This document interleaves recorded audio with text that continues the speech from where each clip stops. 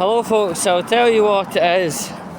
Right, my watch said past, so I made my way to the railway station, and just as I was getting to the railway station, a train had pulled out, and I looked at the time on my phone, watching the phone.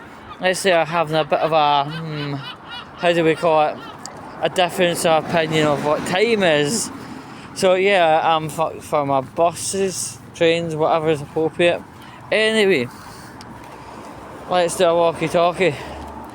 Now, McGill's, we all know, ran by Sandy Easdale, gangster links, blah blah blah, right? That's not a problem. And they've never caused me any problem. Now, in Stirling, information got to the depot manager that DVSA, which is the arbiter for road transport, was operating vehicular checks in Stirling. And these ticket machines, also known as ticketer, they have a capacity to read messages and send out messages. So you know what happened. Depot manager sent messages out to all the Stirling buses known as Midland Bluebird. Keep out the bus station in Stirling if you have even one dashboard light. DVSA are around, terminate elsewhere, right? And that itself, you know, if the buses were terminating like streets nearby and neighbouring and stuff like that, that could get the attention of the police, but you know, whatever, right? And the thing is, DVSA vehicular checks, although they are absolutely terrifying, if you comply with the person doing the test, the ride is quite a lot more smooth. And if things are found with your vehicle, they do not take it nearly as personal as if you were trying to obscure the truth in that regards to that matter, right? And yeah, and because of this, right, the bus operator McGill's got given a last warning,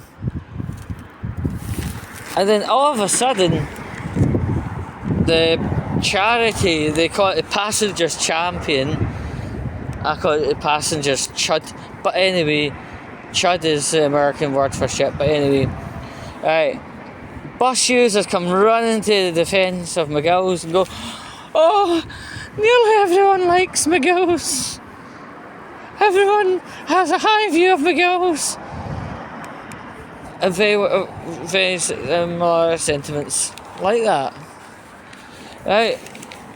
Now, bus users is a charity for, well, allegedly the passengers, but let's be honest, it's not quite what they say. But anyway, they came to the defence of McGill's saying, most people like McGill's in their bus services, there's nothing wrong. No, right, I think they're trying to act like God, but they're a charity shop, essentially, right? And technically, this isn't a bus users in legal definition matter, as in, this is a matter that doesn't affect the bus passenger. Like, bus users, yeah, they do interface with bus passengers, but it's getting more to the point where they're actually defending the bus operator, and that's not really in their title or a remit. But bus users, more often than not, bus operators are coming to bus users to basically, you know, operators are like cutting away the customer service department and giving customer service role over to bus users. And I think that's incredibly wrong, actually. I really do, because something so specific like buses and bus operations and bus brands and stuff like that, right?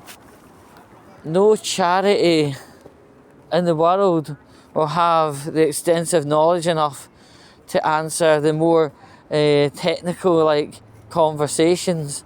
Complaints, they could probably do it to a degree, but even then, when it becomes a certain level, they're absolutely useless.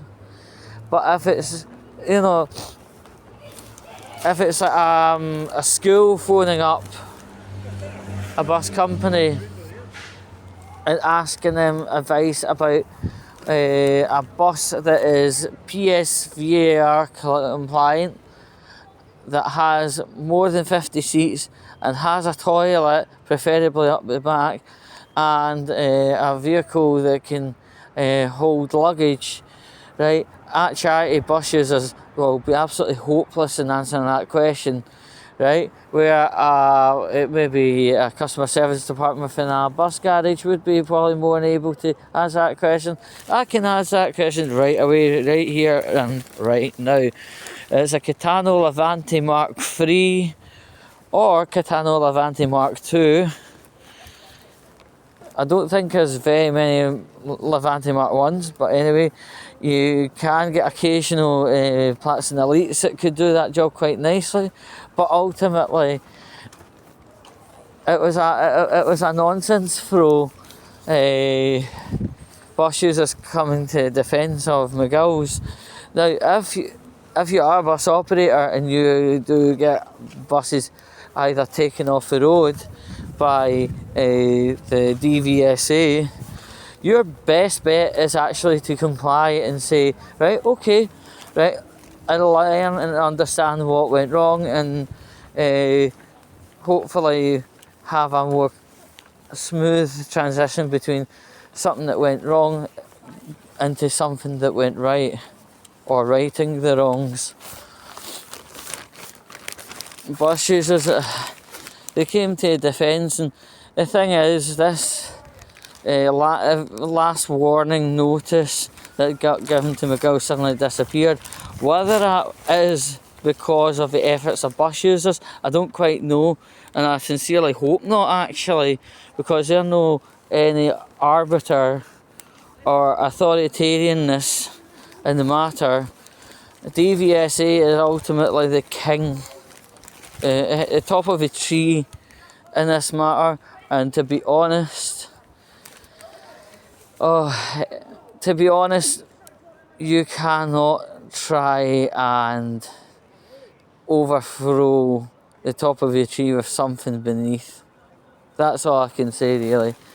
And the thing is, DVSA, yeah, it might sound and act like bastards, but in actual honesty,